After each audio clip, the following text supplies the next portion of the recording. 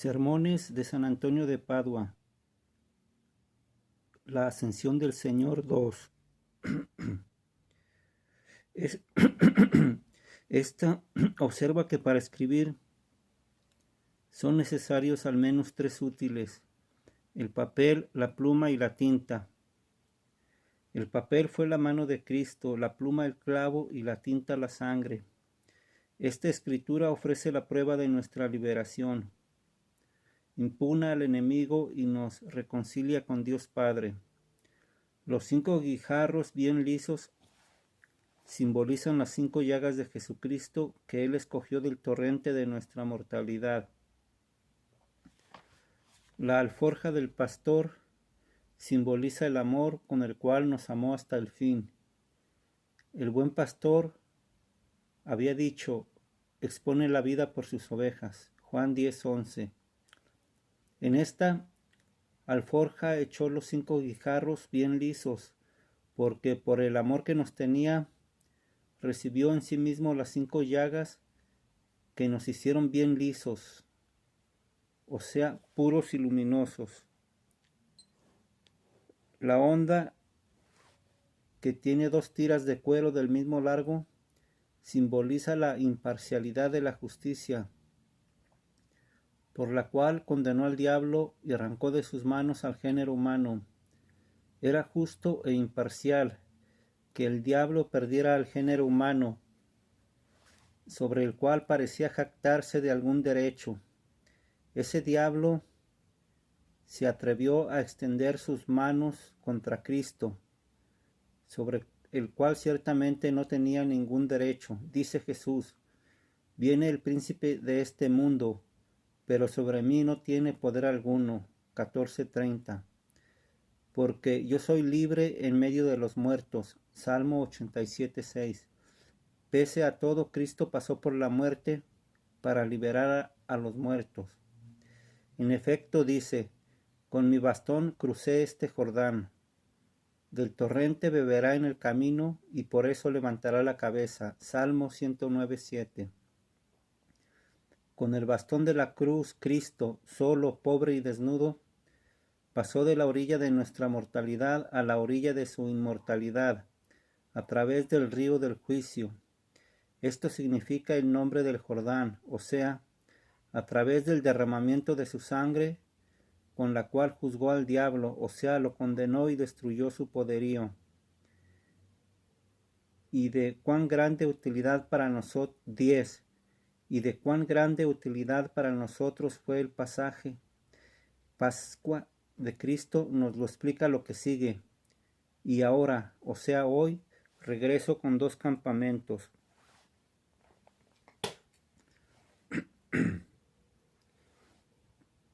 Su partida del Padre y su retorno al Padre, su incursión a los infiernos y su ascensión hasta el trono de Dios. He ahí toda la trayectoria de Cristo. He ahí también el círculo o anillo puesto en las narices de Behemoth, Job 40:15, o de Sennacherib, al cual dice el Señor por boca de Isaías: pondré un garfio en tus narices y un freno en tus labios, y te haré volver por el camino por el cual viniste. 37:29. Cristo, sabiduría del Padre, que, como el círculo, no tiene principio ni fin, saliendo del Padre y a Él regresando, juntando en sí mismo todas las cosas y encerrándolas todas en su seno, desenmascaró la perfidia del diablo, simbolizada en las narices. Como a través de las narices percibimos las cosas distantes, así el diablo, con la agudeza de su astucia, pondera el vicio hacia el cual el hombre está más propenso y se esfuerza por capturarlo mediante aquel vicio. En el freno hay 2 elementos, el hierro y la rienda. El hierro se pone en la boca del caballo y con la rienda se lo frena y se lo maneja. Cristo, en su pasión, con los clavos y con la rienda de su humanidad, labró un freno para domar y frenar al diablo, para que no corriera a su gusto, sino que más bien regresara por el camino por el cual había venido, había venido por medio de Eva, Adán y el fruto del árbol prohibido. Debió regresar y lo que pérfidamente había arrebatado lo perdió por medio de María, Cristo y el madero de la cruz. Con ese bastón nuestro Jacob, que suplantó al diablo, cruzó este Jordán y hoy con 2 campamentos retornó al cielo. Jacob dividió en 2 campamentos a toda la gente que estaba con él. Génesis 32:7. En el primer campamento las esclavas y sus hijos, y en el segundo las libres, o sea, Lía y Raquel con sus hijos. Estos 2 grupos simbolizan a la iglesia formada por los 2 pueblos, el pueblo pagano, indicado por las esclavas, y el pueblo judío, indicado por las personas libres, por haber dado al mundo el conocimiento de Dios y su ley. A esta iglesia Cristo la conquistó en medio de muchos sufrimientos en Mesopotamia, o sea, en el mundo, y hoy, retornando al cielo, la llevó consigo, porque ella conservó consigo su fe y su devoción, para que su corazón y su vida ya no estuvieran en la tierra, sino en el cielo. Y al cielo nos lleve también a nosotros aquel que es el Dios bendito por los siglos. Amén, así sea. Sermón moral 11. Con mi bastón crucé el Jordán. Consideremos el significado moral de estas 4 cosas: el báculo, el Jordán y los 2 grupos. En el báculo está simbolizada la disciplina de la penitencia, de la que se habla en el Génesis, cuando Judá pregunta a Tamar: ¿qué prenda quieres recibir? Responde Tamar: tu anillo, tu brazalete y el bastón que tienes en mano. 38:18. Judá es Cristo, nacido según el apóstol, de la tribu de Judá. Tamar, que se interpreta cambiada o amarga o palmera, es el alma que cambió y pasó del mal al bien. Amarga por la penitencia, para ser un día palmera en la gloria. Dice Job: moriré en mi pequeño nido, o sea, en mi humilde y tranquila conciencia, y como la palmera multiplicaré mis días. 29:18.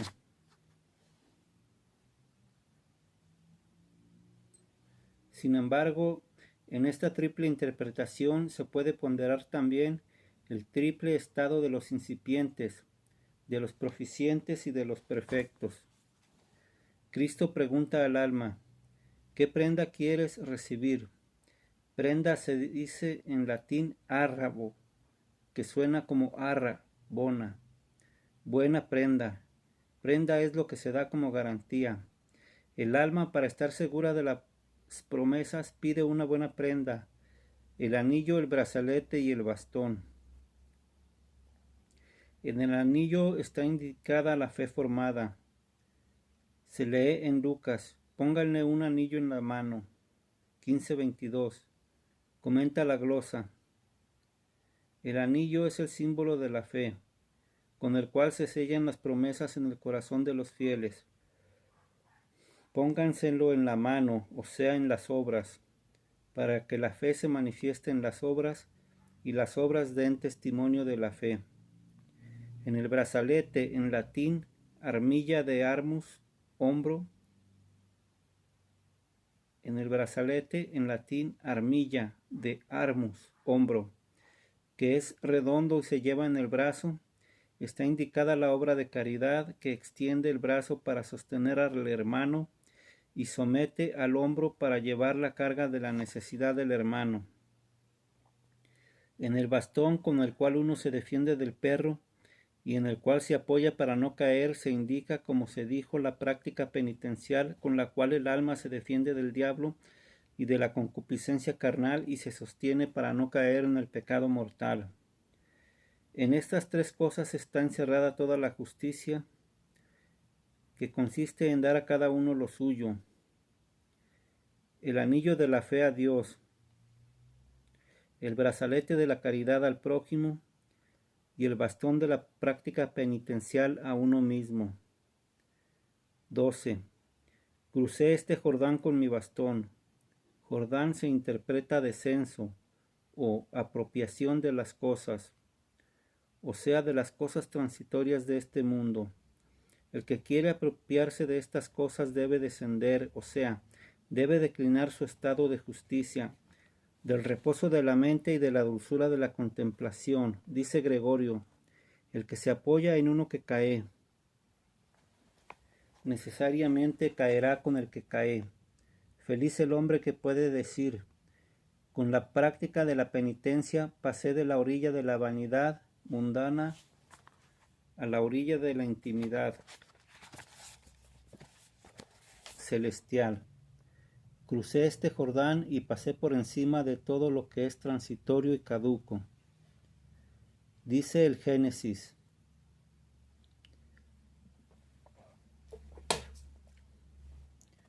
Jacob pasó el vado de Jacob, y después de haber transportado todas las cosas que le pertenecían, quedó solo. 32, 22 a 23.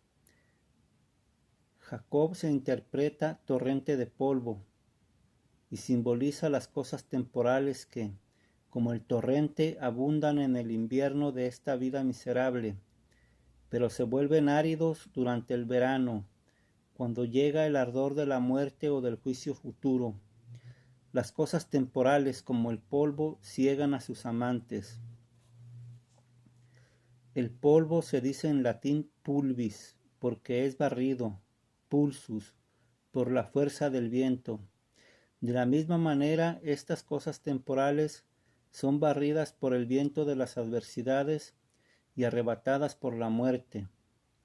Pero Jacob el justo, suplantador del mundo, pasa más allá de las cosas temporales para no ser transitorio como ellas, para que ninguna de sus cosas quede allí, sino que transfiere todo lo que le pertenece.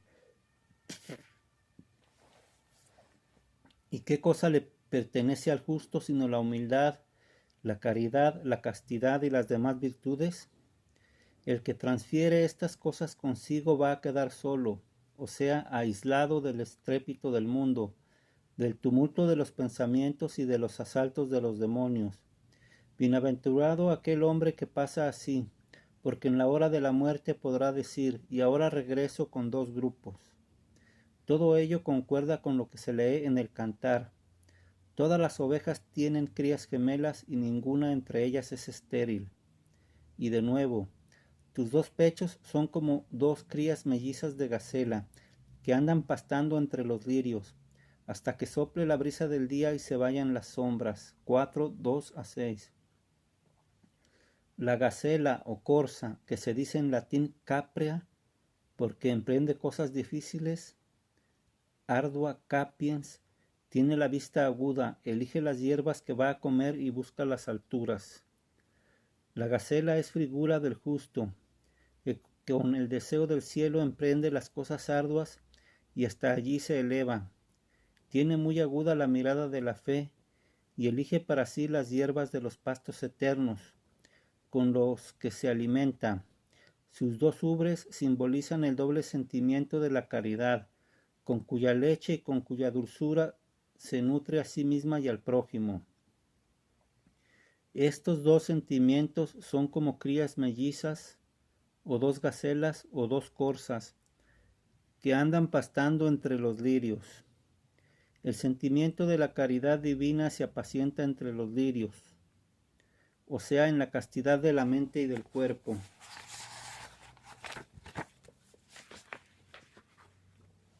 O en el gozo de la contemplación, y el sentimiento de la caridad fraterna se apacienta entre lirios, o sea, a la luz de la buena fama. ¿Y hasta cuándo se apacentarán así? Hasta que despunte el día del eterno esplendor y desaparezcan las sombras de la presente ceguera. Proclame pues el justo, y ahora, o sea, al término de mi vida, con dos grupos, o sea, con los méritos de la vida activa y contemplativa, retornaré a la patria celestial. A esta patria nos haga llegar aquel que es el Dios bendito por los siglos. Amén, así sea.